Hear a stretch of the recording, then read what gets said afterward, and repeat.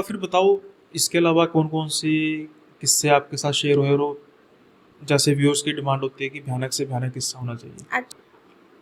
तो ये कहानी मेरे पास एक और है, और ये भी मुझे मेरी एक फॉलोअर ने ही भेजा था, ठीक है।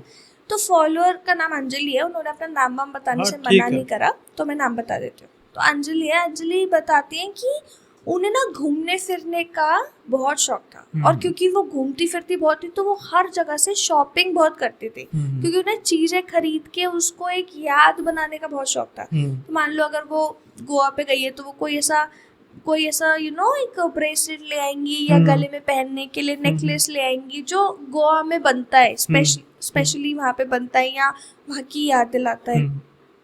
तो वो मेरे को ऐसे बताती है कि एक दिन वो जयपुर में गई, तो जयपुर में ना ऐसी बहुत सारी शॉप्स है जहाँ पे एंटीक्स मिलते हैं, पर उनमें से एक शॉप बहुत फेमस है जहाँ पे आपको एंटीक चीज़ें मिलेगी। एंटीक चीज़ें एज इन जो बहुत सालों पुरानी, डेकेड्स पुरानी हो। हाँ, और बहुत ही ज़्यादा मतलब उनमें कारीगरी ना बहुत अलग और बहुत ब्यूटीफुल होती है, क्योंकि आजकल तो सब मिनिमलिस्टिक चीज़ खरीदते हैं कि अगर कोई कप भी खरीदेगा एकदम बहुत ही प्लेन डिज़ाइन का, सॉलिड कलर्स का। पर पहले अगर कप भी बनते थे तो वो इतने डिज़ाइन वाले बनते थे ना कि उसमें ऐसे कारीगरी होगी, ऐसा डिज़ाइन होगा। हाँ, तो जयपुर में तो वैसे ही बहुत ज़्यादा चीज़ ऐसी बिकती है जो बहुत सुंदर होती है। तो उनमें जो ये एंटीक शॉप थी वहाँ पे जैसे ये गई, उसे बहुत चीज़ें मिली, और जब इसने शॉप के उस ओनर से बात करी कि ये चीज़ आप कहाँ से लाते हो, तो शॉप के ओनर ने बताया कि ये चीज़ें ना पुश्तैनी चीज़ें हैं, जो लोग कभी शायद पैसे के चक्कर में, पैसे चाहिए तो बेच देते हैं, या रखना नहीं है तब बेच देते हैं, उसके वो गिरवी रख देते थे या बेच देते थे। तो ये जो भी है ना वो पुरखों से चला आता है, और बहुत पुश्तैनी और बहुत ही ज़्यादा अच्छा मटेरियल था उस शॉप में। तो ये बात सुन के वो लड़की बहुत ज़्यादा फैसिनेट हो जाती है, क्योंकि अगर मैं आपको एक चीज़ बेचूं नहीं तो शायद ठीक है आपको ज़रूरत हो कि आप ले लोगे, पर अगर मैं आपको एक चीज़ बेचूं जिसके पीछे कहानी है कि वो इतनी सदियों पुरानी है, उस राजा ने पहनी थी, आपकी ना फैसिनेटिंग बात है। और जब वो लड़की होती है, वो अंकल से बात करती है ना, वो अंकल उसे हर चीज़ के पीछे कहानी सुनाते हैं कि अगर ये फ्लावर वेस रखा है तो ये फ्लावर वेस कहाँ से आया, कि मान लो ये 70 साल पुराना फ्लावर वेस है और इस ज़मींदार के घर पे था, उस ज़मींदार के घर पे ऐसे ऐसे दिक्कत हुई, उसने ये बेच दिया, उसके पहले 4 पुरखों पे वो फ्लावर वेस गया और आज बेच दिया उसने। मतलब ये तो मैं एक वैसे बता रही हूँ, पर उस लड़की ने बताया कि वो हर चीज़ के पीछे कहानी सुनाता है। तो वहाँ पे ना उस लड़की को एक रिंग दिखाई देती है, और वो रिंग कैसी होती है, वो काफ़ी थिक रिंग होती है, और उसके बीचों बीच एक काला पत्थर लगा होता है। तो वो रिंग दिखने में ही बहुत ज़्यादा एस्थेटिक और सुंदर होती है, और काला पत्थर लगा हुआ है तो आप समझ लो वैसे ही थोड़ा लोगों को अट्रैक्ट कर जाती है, ऐसे जिनको ब्लैक वगैरह कलर पसंद है वगैरह वगैरह, तो उसको बहुत एस्थेटिक लगती है और उसको लगता है कि मुझे खरीदनी है। तो वो उस लड़की जो लड़की होती है वो उस अंकल से पूछते हैं कि इसकी कहानी सुनाओ। तो अंकल बताते हैं कि एक बहुत ही रिच फैमिली थी जिसकी बहू की रिंग है ये, और एक मिस्टीरियस इंसिडेंट में उस बहू की मौत हो गई। उसके बाद इस फैमिली को लगा कि इस बहू की सारी चीज़ों को बेच देना चाहिए सो दैट उनका बेटा मूव ऑन कर सके। और ये रिंग उसकी बहू की, वो जो लेडी थी जो मरी थी उस फैमिली की बहू, उसकी फेवरेट रिंग थी। ये बचपन से पहनती हुई आ रही थी, मतलब 17-18 साल की उम्र से पहनती हुई आ रही थी, और अपने घर से ही लेके आई थी, और ये ऐसी आखिरी चीज़ थी जो उस लेडी के पास थी उसके मौत के टाइम से पहले। मतलब कपड़े वपड़े तो एक चीज़ होती है, बट उस लेडी के शरीर के ऊपर कपड़ों के अलावा अगर कुछ था तो ये रिंग थी। और आसपास भी मतलब मान लो अगर उसको कुछ खास था तो, क्योंकि इस रिंग की इतनी ज़्यादा मेमोरी थी उस लेडी से रिलेटेड, इसलिए उसके घर वालों ने वो रिंग बेच दी। और वो बहुत लोगों के पास गई और अब फाइनली इनको मिली है। जिसके पास भी जाती वो उसने भी कुछ ना कुछ रीज़न से बेच दी। पर उन अंकल ने ये नहीं बताया कि ये रिंग लोग इतना जल्दी जल्दी बेच क्यों रहे थे, ठीक है। तो वो लड़की ये कहानी सुन के बहुत फैसिनेट हो जाती है कि यार ये तो बहुत बढ़िया चीज़ है, मेरे को भी चाहिए। वो लड़की वो रिंग खरीद लेती है।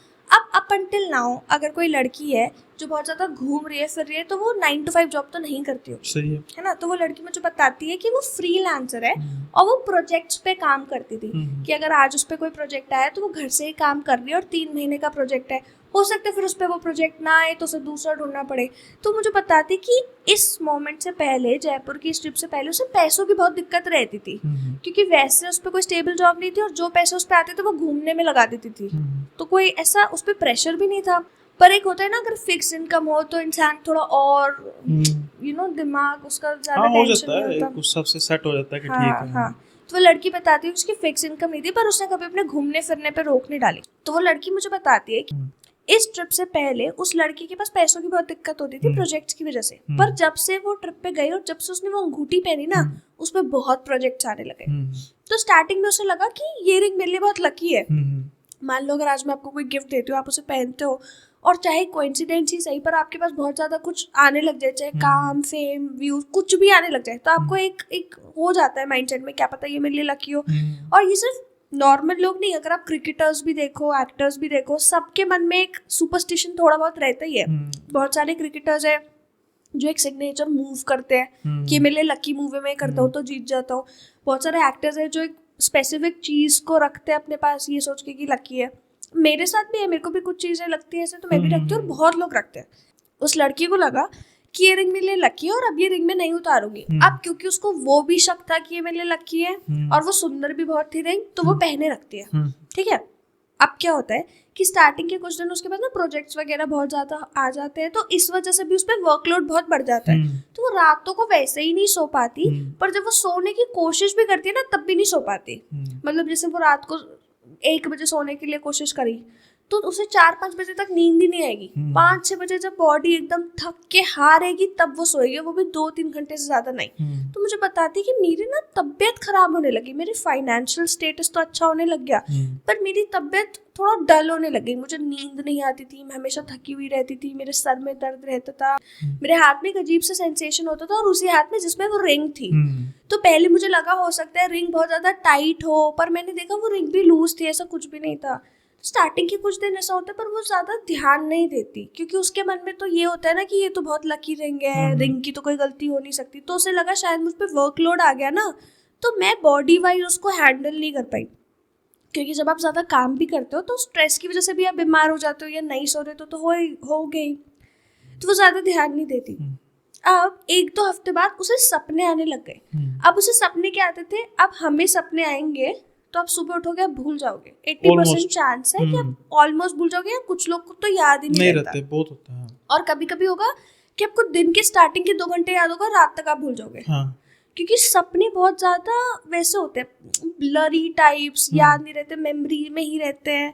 और जब तक बहुत कोई भयानक सपना ना आया हो जिसके बारे में आपने उठते ही बात करी हो, आपको वो याद नहीं रहता। तो लड़की कहती है मुझे डरावने सपने आता, वो भी ऐसे जैसे वो मेरे साथ हो रहा हो, कि सपने में मेरे को दिख रहा है कि मेरे साथ कुछ हो रहा है, पर मुझे मैं नहीं दिखती थी। एक लेडी के सपने आते थे। मैंने उससे पूछा कौन सी लेडी, क्या वो? तो वो बोलती कि उसे ऐसे सपने आते थे कि वो एक घर में है, उस घर में उसकी शादी वादी हुई है, वो अपने पति, ससुर, ससुराल में रहती है सबके साथ, और उसकी लाइफ बहुत दुखी है। मतलब वो बहुत रिच फैमिली में आई है, पर उसका पति उसे मारता है, उसके ससुराल वाले उसे टॉर्चर करते हैं, उसको कुछ भी बोलने नहीं दिया जाता, ऐसा उसको फील हो रहा है सपने में। ठीक है, वो बताती है कि सपने में वो लेडी के साथ जो भी हो रहा है ना, मुझे वो इतना डीपली महसूस होता था कि अगर मान लो उस लेडी को उस सपने में किसी ने मारा, तो अगले दिन जब मैं उठती हूँ ना, उसी पोजीशन पे, उसी जगह पे मुझे दर्द होता था जैसे किसी ने मुझे मारा हो। और ये सपने भी इतने रियलिस्टिक होते थे कि मुझे एक एक डिटेल याद है, कि अगर तुम पूछोगे कि क्या हुआ उस सपने में, तो मैं तुम्हें टाइम बाय टाइम बता सकती हूँ कि ऐसा सपना स्टार्ट हुआ, सुबह का वक्त और रात को सपना खत्म हुआ और ये हुआ। ठीक है, और मेरे हिसाब से तो सपने में एक दिन चल रहा है, और पर वो रात के सिर्फ 7 घंटे होते थे, पर मैंने उन 7 घंटे में पूरा दिन देख लिया। हाँ, और सिर्फ इतना ही नहीं कि मैंने वो पूरा दिन देखा, वो दिन कंटिन्यूअसली चल रहे हैं, कि अगर आज 18 तारीख है तो कल 19 तारीख है, और वो भी सपने की बात बता रही है वो। तो कहते मुझे 1-2 हफ्ते बाद ऐसे हर रोज सपने आने लगे जैसे मैं किसी और की लाइफ जी रही हूँ। उसके इमोशंस फील होने लगे, और क्योंकि उसका पति उसे मारता था, वो ना खुश थी, तो ये भी ना खुश रहने लग गई, क्योंकि अगर वो पिटी सपने में तो इसके भी दर्द होता था, और अगर वो दुखी है तो ये भी दुखी रहती थी। तो उसे बहुत ज्यादा क्लियर सपने आने लगे। तो पहले इसने क्या सोचा कि क्योंकि मैंने इतना घूम घूम के ये सब देखा है और मैंने इस स्टोरी को सुना हुआ है एक बार, तो हो सकता है मेरे दिमाग मुझ पे कोई गेम्स खेल रहा है। और क्योंकि अभी मेरे पे वर्कलोड आया, अब से पहले मैंने कभी लाइफ में इतना काम एक साथ करा नहीं, तो हो सकता है मेरी बॉडी उस चीज़ को नहीं ले पा रही और रिएक्ट कर रही है, ठीक है, तो उतना ध्यान नहीं देती। पर उसके साथ जब ये रेगुलर 2-3 हफ्ते हो जाता है और अब उसको बहुत ही ज़्यादा एक अजीब सी फीलिंग आने लग जाती है, क्योंकि आपको हर दिन उठ के बुरा लग रहा है, हर दिन आपका मूड ऑफ है, हर दिन आपके दर्द रह रहा है शरीर में, हर दिन आप दुखी फील कर रहे हो, वो भी किसी और के लिए। आपकी लाइफ अच्छी चल रही है, आप घूम रहे हो, फिर रहे हो, पैसा है, सब है, कुछ भी दिक्कत नहीं है, पर आप दुखी हो, तो कब तक ये इंसान करेगा। तो 2-3 हफ्ते बाद वो एक साइकाइट्रिस्ट पे जाती है, उसे अपनी चीज़ें बताती है। तो साइकाइट्रिस्ट बीइंग अ डॉक्टर क्या कहते हैं कि आप ये दवाई ले लो, आपके साथ ये प्रॉब्लम हो सकती है, इसका ये कॉज हो सकता है, आप दवाई ले लो, आप ठीक हो जाओगे। तो दवाइयाँ लेना भी चालू कर देती है, पर उसके साथ कुछ नहीं होता। पर दवाइयाँ लेने के बाद एक कुछ दवाइयाँ इतनी स्ट्रांग होती है कि आपको नम कर देती है ना, क्या आपको क्या महसूस हो रहा है आप समझ ही नहीं पाओगे, अनकॉन्शियस हो जाता है, समथिंग ऑलमोस्ट अनकॉन्शियस, मतलब अनकॉन्शियस ऐसे नहीं कि बेहोश वाला, ऑलमोस्ट अनकॉन्शियस, हाँ, मतलब नम इस तरीके से कि अगर मैंने सुबह दवाई ली और मैं पूरे दिन में हूँ ना, तो मेरे साथ कुछ अच्छा भी हो रहा है तो भी मुझे खुशी नहीं है, कुछ बुरा भी हो रहा है तो भी मुझे आंखें खुली लेकिन दिमाग सो रहा है, हाँ, कोई बुरा नहीं लग रहा है, बस मैं अपना काम करे जा रही हूँ, मैं फीलिंग्स उतना फील नहीं कर पा रही। कुछ दवाई ऐसी होती है जो बहुत सीवियर केसेस में दी जाती है, तो शायद इस लड़की का केस उतना सीवियर होगा, इसको भी वो दवाइयाँ मिली, तो ये कहती है कि मेरे को फील तब भी हो रहा है सब कुछ, पर अब मैं उसको उतनी इंटेंसिटी से समझ नहीं पा रही क्योंकि मैं वो दवाइयों पे थी। अब थोड़ी दिनों बाद क्या होता है, वो दवाइयों पे उसको लगता है कि चलो ठीक हो गया, उसको आदत बन जाती है कि हो नहीं है, दवाई खानी ही है, मेरे दिमाग से शायद मेरे को कोई दिक्कत हो रही है, क्या कर सकते, दवाई खाऊंगी ठीक हो जाऊंगी, तो अपनी लाइफ जीती है। एक दिन उसकी कोई फ्रेंड होती है, वो उसके घर पे आती है, वो घर पे आके कहती है कि अच्छा मतलब बात करते हैं नॉर्मली, तो उसकी फ्रेंड उससे वो अंगूठी मांगती है देखने के लिए कि अच्छा दिखा क्या अंगूठी है। तो उस लड़की को दिखाने के लिए वो अंगूठी निकाल के उसको देती है। जब वो अंगूठी निकालती है उसे दिखता है कि उसके हाथ पे जहाँ अंगूठी है ना, एक बहुत अजीब मार्क बन गया है। अब वैसे अगर जो भी अंगूठी पहनते हो उन्हें पता होगा कि आप जहाँ अंगूठी पहनते हो अजीब से निशान बन जाते हैं, और जो अंगूठी पहनते वो हर रोज उसे पहनता उतारता नहीं है। अगर आपने पहन ली तो आप पहने ही रखते हो, जैसे वेडिंग रिंग भी आप पहनते हो तो आप उसे हर रोज थोड़ी उतार के रखते हो, पहनते हो तो फिर पहने ही रखते हो। या कुछ जो लोग वास्तुशास्त्र एस्ट्रोलॉजी की वजह से भी पहनते हैं तो वो पहन के ही रखते हैं। तो क्योंकि ये लड़की भी उसे पहन के ही रखती थी तो उससे कभी उसे उतारा नहीं इतने टाइम में। तो जब उसने उतारा भी तो उसे देखा कि अजीब सा निशान बन गया, तो उसे लगा शायद अंगूठी के जो मटेरियल यूज हुआ होगा उसकी वजह से निशान बन गया होगा, क्योंकि ये भी बहुत कॉमन है, हो जाता है। तो वो लड़की को दिखाती है अपनी फ्रेंड को, उसकी फ्रेंड देखती है, तारीफ करती है, वापस देती है, ये लोग बात करते हैं, वो घर चली जाती है। पर दिखाने के बाद वो क्या करती है, पहनने की बजाय वो उसे ड्रॉर में रख देती है कि जब मेरा ये निशान ठीक होगा तब मैं पहनूंगी। जैसे ये लड़की वो ड्रॉर में रखती है, उसके 4-5 दिन तक ये नहीं पहनती अंगूठी। तो 4-5 दिन में देखती है कि अब इसका ना जो फाइनेंशियल स्टेटस था वो थोड़ा बिगड़ने लग गया। कि क्या हुआ कि जो इस पे प्रोजेक्ट्स आ रहे थे वो बंद हो गए आना, जो प्रोजेक्ट्स चल रहे थे बीच में खत्म हो गए कि या तो हमें आपका काम पसंद नहीं, या तो हमारी तरफ से पैसों की दिक्कत है, कुछ भी रीजन देके बहुत हद तक इसके वो फाइनेंशियल स्टेबिलिटी चली गई। तो 4-5 दिन नोटिस करती है, हो सकता है कोइंसिडेंस हो, पर ये नोटिस करती है जब मैंने अंगूठी पहनी तब सब आने लग गया, जब मैंने अंगूठी उतारी तो सब जाने लग गया। तो ये एक वहमी दिमाग से सोचती है जैसे कोई भी सोचेगा ही, और उसने वो अंगूठी फिर से पहन ली। पर ये एक और चीज नोटिस करती कि जब 4-5 दिन मैं वो अंगूठी नहीं पहनती तो मुझे कोई बुरा सपना नहीं आता, मुझे वो लेडी सपने में दिखाई नहीं देती, और मेरी तबीयत भी ठीक रहती है। अब उसे वो जरूरत ही नहीं पिल्स की, जितना वो पहले खुश थी, पहले सब कुछ था वो वैसी है जैसे कुछ हुआ ही ना हो। अंगूठी उतारने के बाद उसकी लाइफ वैसी हो जाती है जैसे सब कुछ नॉर्मल हो, अंगूठी पहनने के बाद उसकी लाइफ दूसरी हो जाती है। तो 4-5 दिन वो नहीं पहनती तो ये सब बहुत नोटिस करती है। 5 दिन बाद वो अंगूठी दोबारा पहन लेती है। अब वो अंगूठी दोबारा पहनती है तो दोबारा वही होने लग जाता है, जो प्रोजेक्ट्स रुके थे दोबारा चालू हो गए, जो प्रोजेक्ट्स नहीं आ रहे थे आने लग गए, जो छोड़ के भी गए थे वो भी वापस आ गए, अरे नहीं हमारी टीम से गलती हुई थी, समझ रहे हो। तो वो लड़की को थोड़ा वैसे लगना चाहते है कि ये अंगूठी कुछ तो लकी है मेरे लिए, कुछ तो बात है इसमें, ठीक है। पर उसको ये भी लगता है कि लक तो ला रही है मेरे को, पर मेरी तबीयत पे बहुत इम्पैक्ट कर रही है। तो अब वो क्या करे, अंगूठी उतारना नहीं चाहती, पैसे बंद हो जाएंगे, और ज़्यादातर लोग उसी माइंडसेट से सोचते कि नहीं यार पैसे वैसे आ रहे हैं तो वो नहीं बंद होना चाहिए, तो सोचते कुछ तरीका निकालते हैं।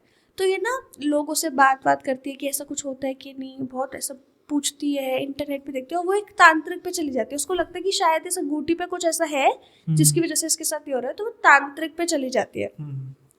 तांत्रिक कह लो, बाबा कह लो, एक ऐसे आदमी के पास जो स्पिरिचुअली भी बहुत ज़्यादा नॉलेजेबल हो, डार्क मैजिक के भी उसकी बहुत ज़्यादा नॉलेज हो, और इन सब चीज़ों में काफ़ी वेल वर्स्ड हो, कि उसे हर चीज़ की नॉलेज है। तो वो सब कुछ पूछ के अच्छी वो करके रिसर्च करके उस आदमी के पास जाती है।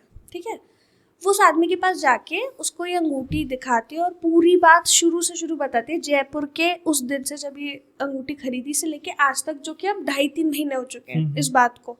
पैसों वाली बात, सपने वाली बात, औरत वाली बात। तो वो बाबा 2 घंटे तक उसकी बात सारी आराम से सुनते हैं कि कहाँ कहाँ से क्या हो रहा है, सपने में क्या आ रहा है। 2 घंटे तक वो 2 महीने की सारी बात सुनता है। 2 घंटे बाद वो कहते हैं कि अपनी अंगूठी दो। वो अंगूठी लेके जाता है और अंगूठी को एक वहाँ पे रख देता है, एक टेबल पे रख देता है। फिर वो अंदर कहीं जाते हैं कमरे में जहाँ पे भी वो बैठे होते हैं, और वहाँ से एक कटोरी में एक जल सा लाते हैं। अब वो पानी था क्या था मेरे को नहीं पता, ना उसे पता है। तो वो कुछ लेके आते हैं और उसके अंदर अंगूठी को डिप कर देते हैं। अब जैसे ही अंगूठी को वो डिप करते हैं तो कुछ काला काला निकलने लग जाता है अंगूठी में से, और ऐसा वो पूरा पानी 2-5 सेकंड में काला पानी हो जाता है, काले पानी की जैसा हो जाता है, जो पॉसिबल नहीं है। अगर उन्होंने पानी में कुछ सोल्यूशन मिलाया हो तो अलग बात है, पर अगर अंगूठी में कोई दिक्कत होती वैसे कि पानी की टच में आके हो रही है, तो वो इतने दिन से नहा भी तो रही होगी, तब क्यों नहीं हुआ? हाथ भी तो धो रही होगी, कुछ ना कुछ तो पानी के साथ कर ही रही होगी, तो तब क्यों नहीं हुआ? तो ये जो भी हुआ इस पानी में डालने की वजह से हुआ। तो वो हैरान हो गई, उसने कहा कि आप इसमें कुछ मिला के लाए हो, क्या है ये, क्या है? तो कहता है मैं इसमें कुछ नहीं मिला के लाया, ये मैंने इस पे एक मंत्र करा था, ये पानी ही है, पीने वाला पानी ही है, तुम चाहो तुम इसे पी लो, मैं पी के दिखा देता हूँ। वो बाबा ऐसे बोलते हैं उसे, ये पीने वाला ही पानी है, पर मैंने इसके अंदर ऐसा मंत्र करा है कि अगर इस अंगूठी में कुछ बैड एनर्जीज हो तो इस पानी में आ जाए। तो वो पानी का रंग हो गया। अब वो ये भी नोटिस करती कि वो जो स्टोन था जो काले कलर का था, अब थोड़ा फेड हो गया है, उसमें वो काला कलर हटके एक ग्रेश कलर आ चुका है, थोड़ा सा रंग उठ गया, रंग उठ गया। तो करती है। तो फिर वो बाबा उसे बताते कि देखो ये अंगूठी जिसकी थी, जो तुम कहानी बता रहे हो, जिससे मैं उससे समझ पा रहा हूँ, ये किसी औरत की थी जो वैसे तो फैमिली वाइज काफी रिच थी, उसमें पैसे की कभी दिक्कत नहीं आई, पर वो इमोशनली और फिजिकली और एक मेंटल हेल्थ वाइज सही नहीं थी। और क्योंकि जैसे तुमने बताया कि तुम्हें ये उस अंकल ने भी बताया जिसने अंगूठी बेची, और ये क्या कहते हैं, तुम्हें सपने भी ऐसे ही आते हैं, क्योंकि ये अंगूठी उस औरत के जीवन का बहुत बड़ा हिस्सा थी। मतलब वो शादी से पहले पहनती हुई आ रही थी, शादी के बाद तक, अपने मरने के दिन तक पहन रखी थी। तो ये अंगूठे में उस औरत की बहुत हद तक एक दर्द कैप्चर हो गया है, एक किस्मत कैप्चर हो गई है, एक जो औरत की इमोशंस थी, मिजरी थी ना, वो कैप्चर हो गई है। और वो औरत की डेथ भी बहुत मिस्टीरियसली हुई थी, तो इस वजह से इस अंगूठी का एक उस औरत के साथ कुछ लिंक है, और जब तक तुम इस अंगूठी को पहनोगी तब तक वो औरत और तुम्हारा लिंक बन जाएगा, और जो वैसी उस औरत की किस्मत थी वो तुम्हारी हो जाएगी, क्योंकि उसे कभी पैसे से दिक्कत नहीं आई, तो तुम्हें पैसे से कभी दिक्कत नहीं आएगी, पर जो उसकी लाइफ की दिक्कतें थी वो तुम्हारी हो जाएगी। तो बाबा उसे समझाते हैं और वो बोलते हैं कि ये अंगूठी तुम दोबारा कभी मत पहना, और इसको तुम यहीं छोड़ जाओ, अगर यहाँ नहीं छोड़ा तो कहीं फेंक जाओ, मुझे भी मत, तुम फेंक दो, पर ये अंगूठी मत पहनना, और किसी को बेचना भी मत, क्योंकि जिसने भी अंगूठी पहनी होगी, चाहे आदमी औरत, उसके साथ ये चीजें जरूर हुई होगी, और तभी उसने वो बेची होगी। ठीक है, तो अब तुम मत इसको पहनना और तुम इसे फेंक दो। फिर मुझे बताते कि वो उस बाबा से बात करके वो इतना ज्यादा उस बात को मतलब समझती है, क्योंकि उसने खुद एक्सपीरियंस करा है ना ये सबको। क्योंकि अगर आपके साथ भी ऐसा हो तो आप भी उस चीज पे यकीन करने लग जाओगे, चाहे आप कितने भी वैसे होगे, मैं तो यकीन नहीं करता, पर जब खुद के साथ होता है तो आप यकीन करने लग जाते हो। तो वो ये बातें सुन के और ये सब एक्सपीरियंस करके इतना ज्यादा उस चीज पे बिलीव कर देती है कि वो उस अंगूठी को फेंक देती है। तो जब वो अंगूठी फेंकती है, उसकी फाइनेंशियल स्टेटस कोई बुरा नहीं होता, जैसे पहले तो वैसे हो जाता है, पहले उसके पास ज्यादा पैसे नहीं आते थे, अब भी नहीं आते, तो पहले जैसे उसका फाइनेंशियल स्टेटस हो जाता है, पर उसकी जो ओवरऑल हेल्थ है, उसकी मेंटल हेल्थ है, फिजिकल हेल्थ है, जो उसके सपने आ रहा था, वो सब बंद हो जाते हैं। तो ये थी जो उस फॉलोअर ने मेरे साथ स्टोरी शेयर करी, और मुझे ये स्टोरी काफ़ी ज़्यादा एक अलग लेवल पे कनेक्ट करी, बिकॉज हमें क्या लगता है कि भूत सिर्फ ऐसे होता है कि देख लिया, कहीं दिख गए, कोई सड़क पे चौराहे पे दिख गया, सपने में आ गया, या हवा में उड़ा दिया, ये जैसे मूवीज में दिखाते हैं कि गेट बंद खुल हो गया।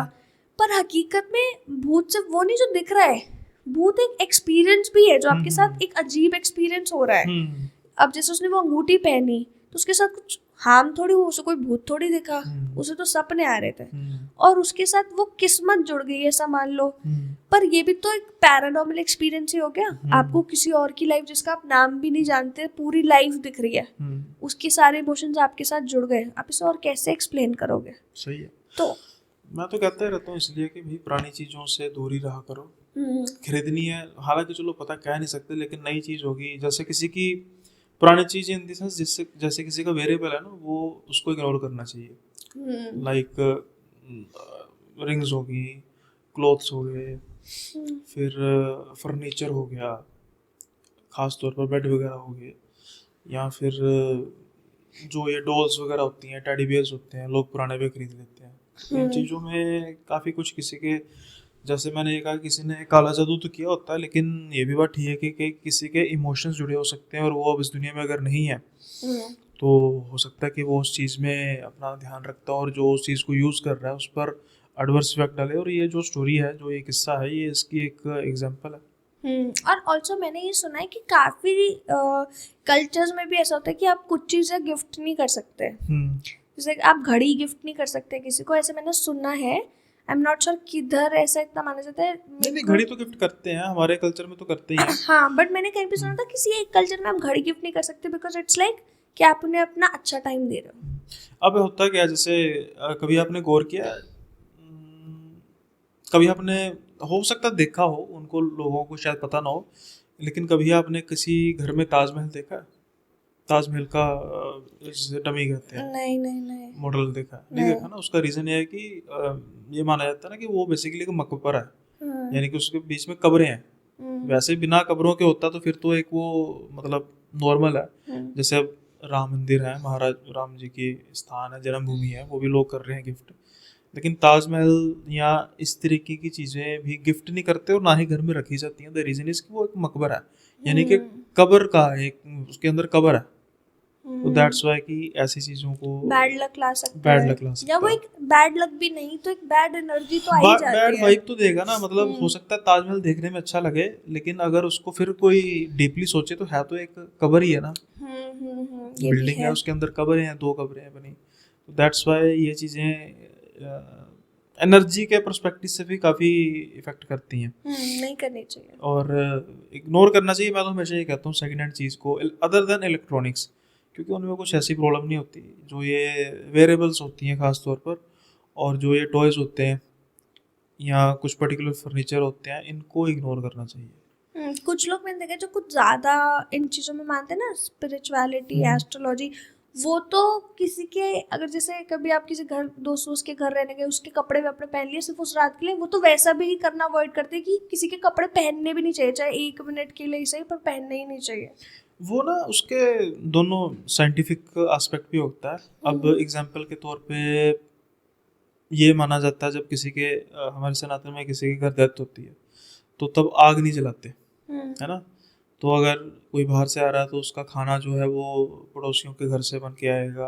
अगर नहीं है पड़ोसी तो फिर वो उस घर में आग नहीं जलती उस जब तक डेड बॉडी पड़ी रहती है।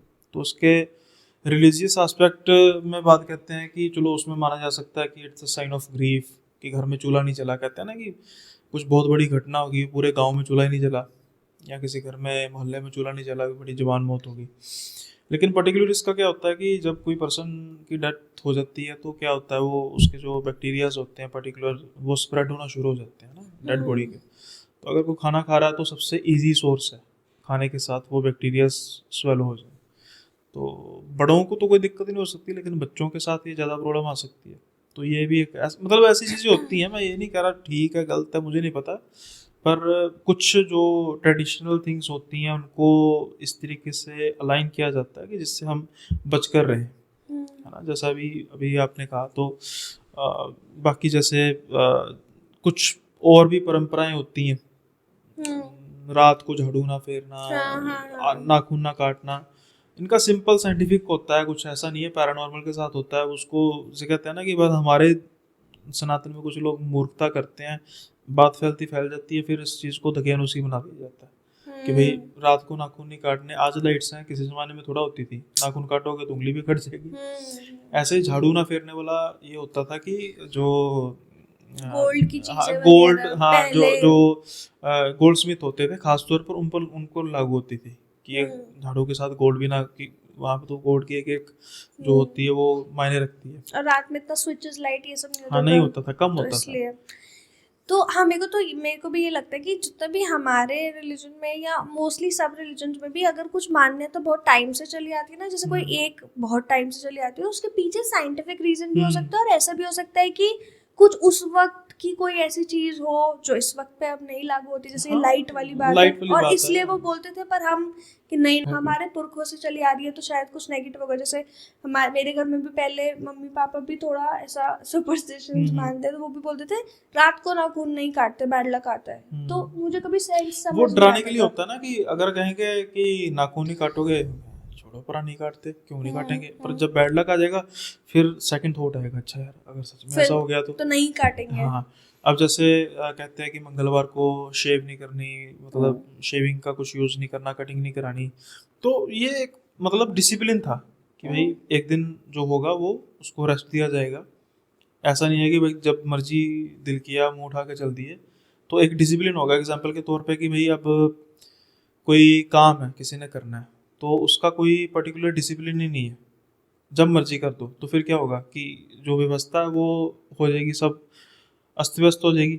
लेकिन एग्जाम्पल के तौर पे कि एक किसी पर्सन ने काम करना है बुधवार को, है ना, तो मंगलवार का उसको पता है कि भाई कल मैं शेव नहीं कराऊंगा, कल मैं कटिंग नहीं कराऊंगा, तो मैं आज ही है मेरे पास, मैं आज कराऊंगा, तो इट्स सॉर्ट ऑफ डिसिप्लिन होता है। ये भी है, मतलब हाँ वही बात है, सबके पीछे कुछ कुछ रीजन था, बट जो ज्यादा सुपरस्टिशंस में होता है वो नई रीजन नहीं देखते, वो ये देखते कि ऐसा बोला है तो यही होगा, हाँ, which is also I think ऐसा नहीं करना चाहिए। पहले जानो बात को, पर इसके साथ साथ मैं ये भी कहती हूँ किसी चीज का उल्लंघन नहीं करना चाहिए। अगर कोई कोशिश करनी चाहिए, हाँ। मतलब अब जैसे मैं हूँ तो मेरा 99.9% होता है कि भाई मंगलवार को या वीरवार को भी कहता है कि नहीं करानी चाहिए कटिंग वगैरह, बालों को नहीं करना चाहिए, तो मैं कर देता हूँ, मतलब इग्नोर नहीं करता उसको, मैं फॉलो करता हूँ।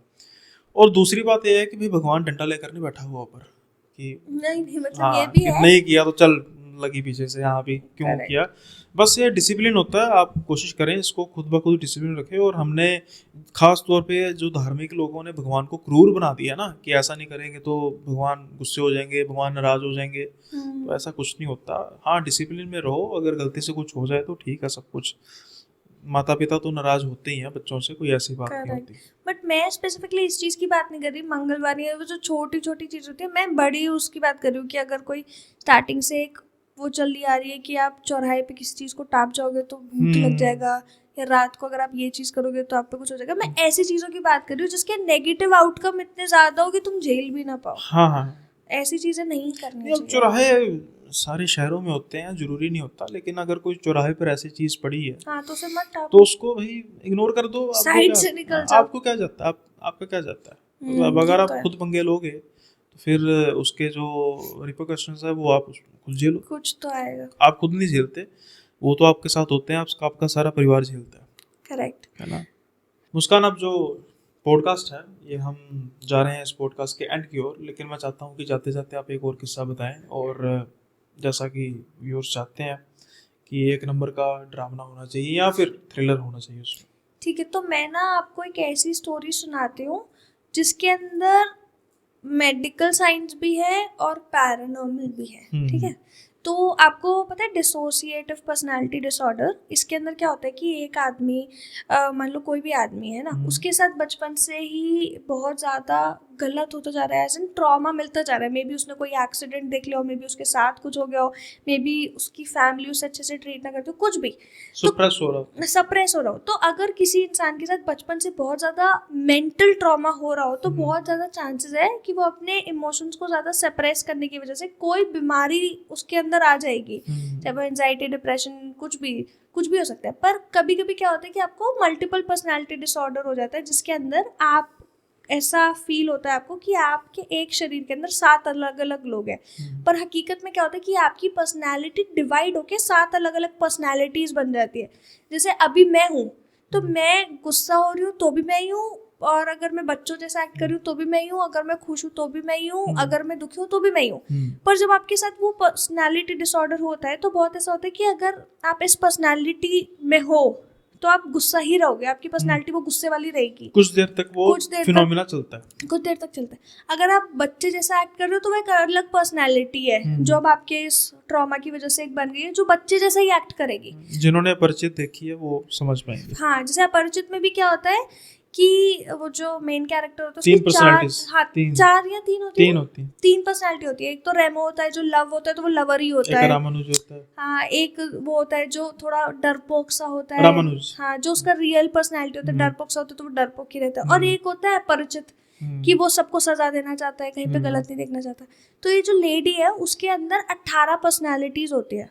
जो ये कहानी है वो एक लेडी की है, उस लेडी के अंदर 18 पर्सनालिटीज होती है, क्योंकि उसके साथ भी ना बचपन में बहुत ट्रॉमा हुआ होता है, वो खुद को बहुत सप्रेस करके रखती है। अब उसके सारे इमोशंस कट के मतलब अलग अलग पर्सनालिटीज में बन जाते हैं। ऑल्दो एक डिस्क्लेमर कि मुझे इतना ज़्यादा मैंने इस बारे में पढ़ाई नहीं करी, तो मुझे नहीं पता कि स्प्लिट पर्सनालिटी डिसऑर्डर या मल्टीपल पर्सनालिटी डिसऑर्डर या ये क्यों होता है, या फिर पर्सनालिटी किस चीज़ पे बेस होती है। पर मैं आपको इस कहानी की उससे और अपनी अंडरस्टैंडिंग की उससे एक बेसिक्स बता रही हूँ। बेसिकली क्या होता है, सप्रेशन होती है और इंसान वैसे ना जो बनना चाहता है वो बन नहीं पाता, तो धीरे धीरे उसके अंदर जो पर्सनालिटीज होती हैं वो इतना हैवी हो जाती हैं कि वो उस पॉइंट पे आके, एग्जांपल के तौर पे अगर कोई क्रिकेटर बनना चाहता है ना, किसी को मल्टीपल पर्सनालिटी डिसऑर्डर हो गया तो अब वो क्रिकेटर बन नहीं सका, बहुत कोशिश तो की हो उसने। सकता है मे बी उसकी एक पर्सनालिटी ऐसा नहीं, एक्ट अब करे। उसकी वो पर्सनालिटी कब उजागर होगी, जब वो क्रिकेट का मैच देख रहा होगा। हो सकता है कि अच्छा। वो पागलों की तरह बैटिंग करने की एक्टिंग करने लग पड़े। अब वो उस फॉर्म में आ गया कि वो खुद को एक क्रिकेटर समझ रहा है, बैट्समैन या बॉलर समझ रहा है, तो उस तरीके से होता है। वही मे बी। हाँ। तो बट इस केस में क्या होता है कि उसके साथ बहुत ज़्यादा ट्रॉमा होता है, तो उसे मल्टीपल पर्सनालिटी डिसऑर्डर हो जाता है, और उसके अंदर ना बहुत सारी पर्सनालिटीज होती है। अब वो लड़की इस चीज़ को कैसे डिस्क्राइब करती है, वो लेडी, कि मुझे ऐसा लगता है मेरे अंदर 18 अलग अलग लोग हैं, क्योंकि जब मैं नॉर्मली मैं हूँ तो मैं अलग तरीके से काम करती हूँ, पर अगर सोचो पर्सनालिटी 1 कुछ बोल रही है या वो जब जागरूक होती है तो अलग तरीके से सोचती है, और मैं तब स्विच ऑफ हो जाती हूँ, मुझे पता ही नहीं चलता कि मैं एग्जिस्ट कर रही हूँ। मैं देख सकती हूँ कि क्या हो रहा है, मैं महसूस कर सकती हूँ, पर मुझे ऐसा लगता है कि मैं कोई मूवी देख रही हूँ, ठीक है।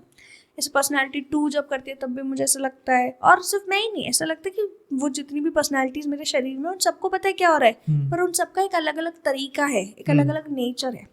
वैसे एक्सप्लेन करती है, वो बताती है कि उन 18 पर्सनालिटीज में से एक पर्सनालिटी होती है जो ये क्लेम करती है कि वो भूतों को देख सकती है, ठीक है। और क्योंकि ये केस बाहर का है तो इस लड़की का नाम होता है रोजी, और जिस पर्सनालिटी की बात ही कर रही होती है उसका नाम होता है डी। तो जिनको मल्टीपल पर्सनालिटी डिसऑर्डर होता है ना, वो अपनी पर्सनालिटीज को नाम भी दे देते हैं। जैसे ये अपरिचित मूवी में भी अलग अलग नाम है ना, क्योंकि अलग अलग इंसान माने जाते हैं वो, तो इसने अपनी पर्सनालिटी का नाम डी रखा, ठीक है। तो बोलते हैं कि डी बोलती है कि मैं भूतों को देख सकती हूँ और मैं भूतों से बात कर सकती हूँ, और वो भूत मुझे बताते कि कौन कब मरेगा। तो जब भी उसके अंदर वो डी वाली पर्सनालिटी आती है ना, तो ये लड़की, ये लेडी जो नेचुरली रोजी है, वो लोगों की मौत प्रिडिक्ट करती है। ऐसे वो 3 साल के अंदर 18 लोगों की मौत प्रिडिक्ट करती है, ये इस दिन मरेगा, ये इस दिन मरेगा, इसका ये अंत होगा, ये ऐसे मरेगा, ये वैसे मरेगा। कमाल की बात ये है कि वो 18 लोगों की प्रिडिक्ट करती है ना, 18 के 18 मर जाते हैं, जैसे वो प्रिडिक्ट करती है वैसे ही मरते हैं। अगर वो इंडिया में होती तो अब तक पकड़ी जाती, बाबा बन जाती। तो हाँ, पर ऐसे बाबा तो बनी जाती, पर आप सोचो ना क्या साइंस है। बट ये मेरे हिसाब से पर्सनालिटी डिसऑर्डर का एक हिस्सा नहीं है, ये समथिंग इज पैरानॉर्मल, क्योंकि इतनी प्रेडिक्शन थोड़ा हो सकती है। बट वही अभी स्टोरी और है कि स्टोरी क्या है कि जब डी बनती है तो रोजी तो ये सब चीज देख रही होती है, तो पहले रोजी के दिमाग में आता है कि हो सकता है कि जब मैं डी के रूप में आती हूँ तो क्या मैं ही तो उन लोगों को नहीं मारने जा रही अपनी बात सच करने के लिए या अपने पागलपन में।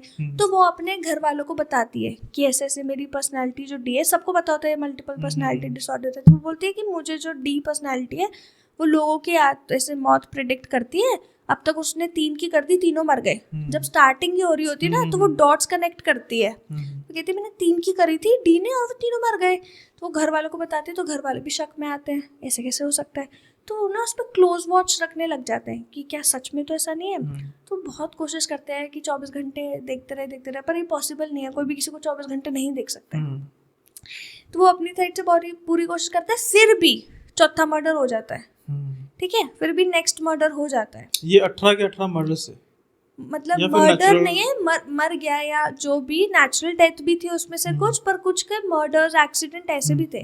मर्डर्स ऐसे नहीं कि किसी ने मार दिया, बट ऐसा कि जो बहुत नेचुरल भी लगे पर नेचुरल हो भी ना, जैसे घर में मरा हुआ मिला, क्यों मिला पता नहीं। नेचुरल डेथ, अगर हार्ट अटैक आया तो वैसे तो कोई हिस्ट्री नहीं थी, बस कोई आ गया। हिस्ट्री नहीं है, बस आ गया। तो जब ये अपने घर वालों को बताती है रोजी, तो भी नेक्स्ट चीज जो नेक्स्ट खून होता है या नेक्स्ट मौत होती है वो हो जाती है। मर्डर कहना सही नहीं, मौत कह लेते हैं, मौत होती है वो हो जाती है। तो उसके घर वालों को भी सस्पेक्ट होता है कि इसने चौथा बताया, चौथा भी मर गया, ऐसे कैसे हो रहा है। और ऐसा नहीं कि वो किसी जानकार का बता रहे, एट रैंडम किसी का भी, स्ट्रेंजर का कोई भी, कि मेरे को इसका नाम आया और ये ऐसे मरेगा और ये मुझे भूत ने बताया। तो उसके घर वाले ना डॉक्टर्स और पुलिस को इन्फॉर्म कर देते हैं कि देखो ऐसा है, हमारी बेटी को मल्टीपल पर्सनालिटी डिसऑर्डर है, ऐसे ऐसे उसकी एक पर्सनालिटी बोलती है उसे भूत दिखते हैं, और जिसके बारे में वो मौत बोलती है वो मर जाता है। तो डॉक्टर्स तो इसको एक साइंटिफिक वे से ट्रीट करते हैं कि एक मल्टीपल पर्सनालिटी डिसऑर्डर वो तो खुद में ही बीमारी है, उसके अलावा पर्सनालिटी को कोई और बीमारी तो नहीं, कहीं पर्सनालिटी को स्किज़ोफ्रेनिया तो नहीं, जहाँ पे आपको हेलुसिनेशंस होते हैं, कहीं इस वजह से तो वो नहीं बोल रही। तो वो डॉक्टर्स अपनी रिसर्च चलाते हैं और पुलिस अपनी रिसर्च चलाते हैं कि कहीं ऐसा तो नहीं यही मर्डर कर रही हो और फिर अपने पागलपन पे नाम दे रही हो। तो डॉक्टर्स इसको काफी टाइम तक के लिए ट्रीटमेंट में रखते हैं और पुलिस इसका देखते रहते हैं कि क्या कर रही है, कहाँ जा रही है, ऑब्जर्वेशन में कहीं मार तो नहीं रही। और जो लोग मरे होते हैं उनको भी कनेक्ट करने की कोशिश करने लग जाते हैं कि ये कैसे मरा, इसकी डेथ कैसे हुई, वो कैसे हुआ। किसी के बीच में भी कोई कनेक्शन नहीं मिलता। ऐसा हो सकता है कि कोई, मान लो अभी यहाँ मरा हो, कोई 100 किलोमीटर दूर मरा है, कोई कनेक्शन नहीं, कोई फैमिली फ्रेंड्स कोई भी सेम नहीं, कुछ हिस्ट्री नहीं, एक दूसरे को जानते नहीं, टोटल स्ट्रेंजर्स। तो पुलिस को तो वैसा कुछ मिलता नहीं। 6 महीने तक वो अंडर ऑब्जर्वेशन रहती है, 6 महीने तक वो किसी और की डेथ प्रिडिक्ट नहीं करती। जो प्रिडिक्शन का उसका, जैसे जो उसका ट्रीटमेंट का टाइम होता है वो तब होता है जब उसके शरीर में डी की पर्सनैलिटी हो, ठीक है। फिर भी डी कुछ नहीं बताती, बस ये कहती है मुझे भूत बताते थे, मैंने तुम्हें बता दिया, मैं क्या करूं। और उसके खिलाफ कोई पुलिस सबूत नहीं इकट्ठा कर पाती, और डॉक्टर्स उसको मल्टीपल पर्सनालिटी डिसऑर्डर के लिए तो नहीं रख सकते हमेशा के लिए एक हॉस्पिटल में बंद। 6 महीने बाद उन्हें भी उसे रिलीज करना पड़ता है। तो फिर उसको वो जितना भी ज्यादा ठीक कर सकते हैं, मेडिसिन दे सकते थे, उतना करके वो उसे भेज देते हैं, ठीक है। फिर क्या होता है, 6 महीने के बाद और कुछ टाइम निकलते, जैसे मान लो 1-2 महीने और निकल गए, तब तक भी उसने कुछ प्रिडिक्ट नहीं करा। फिर एक दिन वो अचानक से एक और डेथ प्रिडिक्ट करती है, 5th, और वो भी हो जाती है 3 दिन के अंदर। फिर ये इस बार रोजी, जो वो मेन लड़की होती है जिसके अंदर ये पर्सनालिटीज होती है, वो किसी को नहीं बताती, क्योंकि उसे लगता है अगर मैं बताऊंगी ये लोग फिर मेरे साथ ऐसे ही करेंगे। सही बात है। अब इंसान अपना भी तो थोड़ा लालच देखते हैं कि मेरे को पागल खाने भेज देंगे या पुलिस में भेज देंगे, जेल में बंद कर देंगे, वो किसी को नहीं बताती। वो वेट करती है, ऐसे करते करते करते टाइम बीतता है, 10 हो जाते हैं, 10 लोगों की मौत हो जाती है, और ये सब पे नजर रख रही है। इसको तो पता ही है कि डी किसकी बात कर रही है।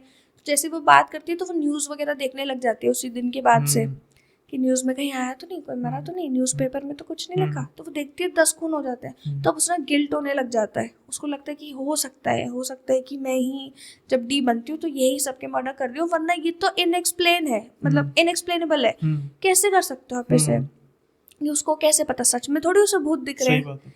तो वो बहुत कोशिश करती है। फिर 10 मर्डर के बाद या 10 खून या कत्ल या डेथ, कुछ भी आप उसे कह लो, उसके बाद वो फिर से जाके बोल देते कि देखो भाई मुझसे नहीं हो रहा, जब मैं तुम पे आई थी तब 3-4 ही हुए थे और अब 10 हो चुके, और 10 के बारे में मुझे पहले से पता था।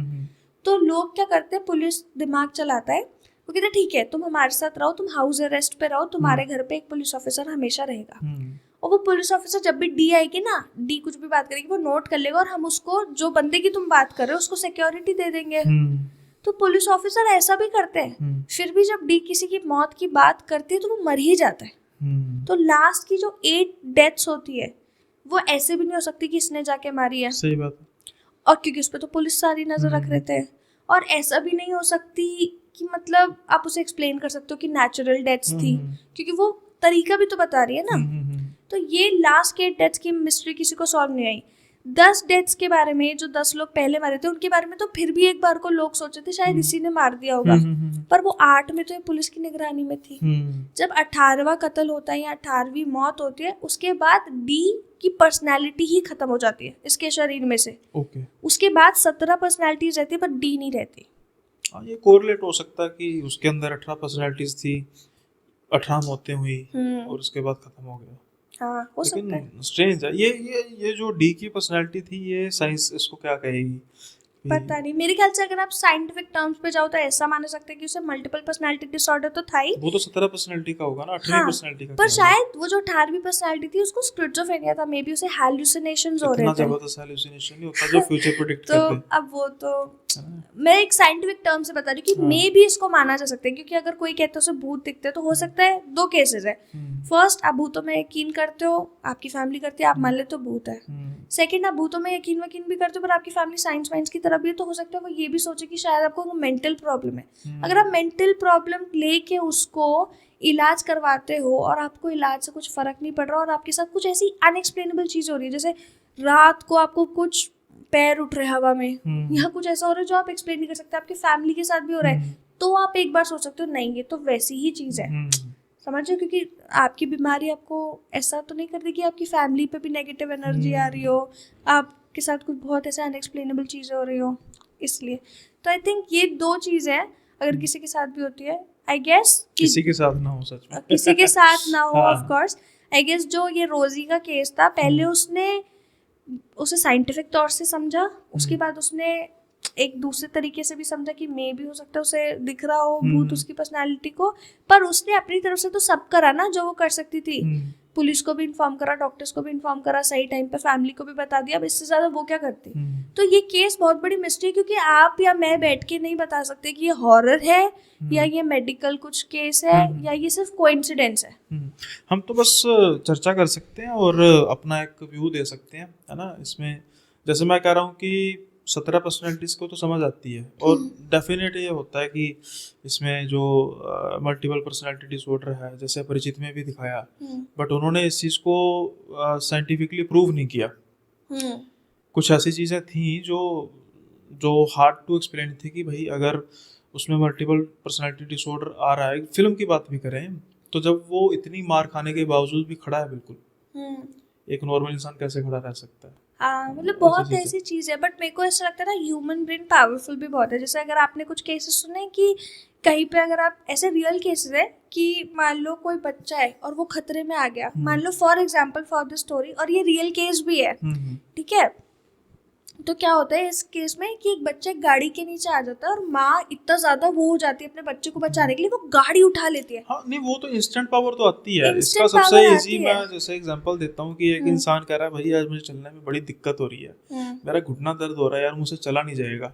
अचानक उसके पीछे कुत्ता पड़ जाए तो भाई वो भागने लग जाएगा ना, उसके जो जितनी सारी पावर है ना वो उसको ब्रेन उसको सपोर्ट करेगा, लेकिन टू सम एक्सटेंट। हाँ, ये पर इसके साथ ये भी चीज़ होती है ना कि ब्रेन और भी बहुत चीज़ें ऐसा करवा देता है जो आपको पता भी नहीं था आप कर सकते हो, है ना। कि कभी कभी क्या होता है कि अगर आपको कोई चोट भी लग रही है तो आपने कभी सोचा भी नहीं होगा कि आप उस लेवल का पेन एंड्योर कर सकते हो, पर आप कर लेते हो। तो ब्रेन वैसे ही बहुत बड़ी मिस्ट्री है। तो कैसे वो खड़ा हो गया इतनी मार खाने के बाद नहीं पता, हो सकता है उसके दिमाग ने ये यकीन कर लिया कि ये तो दूसरी पर्सनैलिटी है ना, तो ये तो वो दर्द में होगा, मैं क्यों रहूं दर्द में, तो उसने उसकी फर्स्ट पर्सनैलिटी को दर्द में ही नहीं रहने दिया। लेकिन death prediction is something else. अगर हम अपरिचित की बात करें, वो तो खुद मारता था। अगर हम अपरिचित की बात करें, वो तो एक मूवी थी। डेथ प्रेडिक्शन इज अबाउट कि वो तो ये तो रियलिटी है, रियल केसेस हैं, तो इसको व्यूअर्स पर छोड़ते हैं। आप अपना विचार बताइए कि क्या हो सकता है, क्या ये सच में साइंस है, स्यूडो साइंस, या फिर कुछ ऐसी पैरानॉर्मल एक्टिविटीज हो सकती हैं जो फ्यूचर प्रेडिक्ट करते हैं। डी हो सकता है कि किसी के अंदर भी आ जाए, हालांकि मैं कहता हूँ कि ना ही है, क्योंकि इंसान की ज़िंदगी फिर वैसे ही नहीं रहती जब इंसान किसी पैरेलल चीज़ के साथ इन्वॉल्व हो जाता है। खैर मुस्कान, आज का जो पॉडकास्ट था बहुत ही बढ़िया था, एक लंबा पॉडकास्ट, लंबी डिस्कशन हुई। Thank you so much for that. और अब मुझे पता है कि आपने भी जाना है, वी आर गेटिंग लेट, मैंने भी जाना है, तो आज के पॉडकास्ट को यहीं पे ख़त्म करते हैं। लेकिन उससे पहले मुस्कान के चैनल को सब्सक्राइब करना मत भूलिएगा।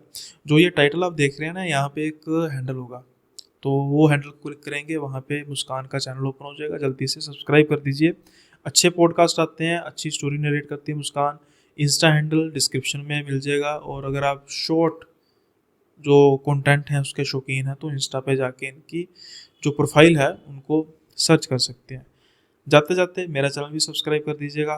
जल्दी मिलेंगे नए एपिसोड में नए गेस्ट के साथ, तब तक के लिए बाय बाय, अपना ख्याल रखिए।